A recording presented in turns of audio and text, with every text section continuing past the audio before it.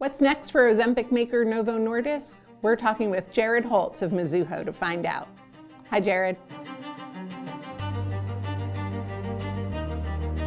And what do you think happens in the next 5 to 10 years if these drugs do really take off and become mass? Do we become our thinnest, sexiest selves as a country, as a world? For most patients that are looking for a quick fix, this is going to be much more akin to being on a fad diet, on the drug for a few months, see some improvement, wean yourself off of it, hopefully make some better choices in terms of exercise and diet and, general food intake and things of that nature. Obviously, I think the population is going to be thinner in time, but a lot of it just depends on, behavioral patterns of the patients that are on them, how quickly they snap back, once they've lost weight, their tendency to want to stay on the drug, or if not, at least maintain their new lower weight. I think that's going to be key.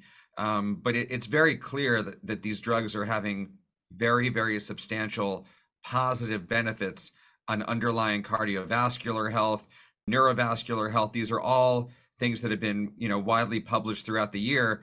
And we're going to see more. We're going to see some sleep apnea data this coming year, osteoarthritis data for patients that have knee issues, a whole array of, various medical conditions that when patients are on these drugs, because of how good they are, you get reductions across the board. And another one that I think people are already starting to pay attention to, though I don't believe it's happening for another at least 6 months, is going to be whether there's any reduction in Alzheimer's disease or neurological conditions, as these tend to be anti-inflammatory in some way. You mentioned the possibilities for Alzheimer's treatment, which is amazing. I know there's been talk about its use in addiction cases. Do you think that we are at some kind of tipping point in pharma research and the R&D that allowed this kind of breakthrough, or possible breakthrough if the data bears it out, for this to happen? I mean, could you have conceived 5 years ago of pharma finding a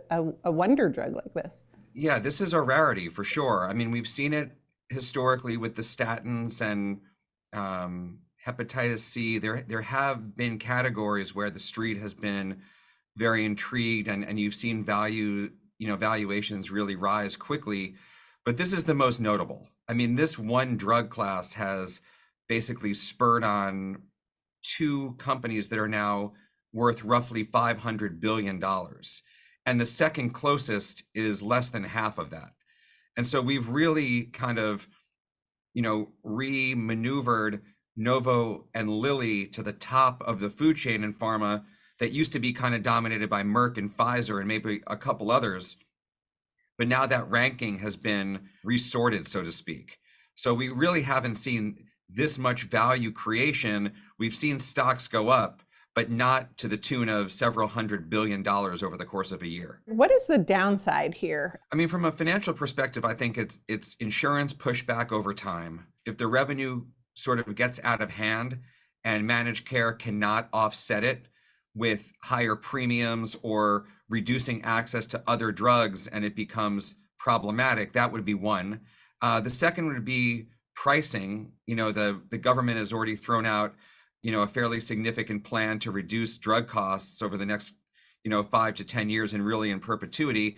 At some point over the next couple of years, Ozempic is likely going to be on that list, right? So for investors looking, at the stocks, once the obesity drugs are kind of like under consideration for price negotiation, I think that's the second thing. We'll leave it there, but thank you, Jared. We'll check back with you as some of this data trickles in next year.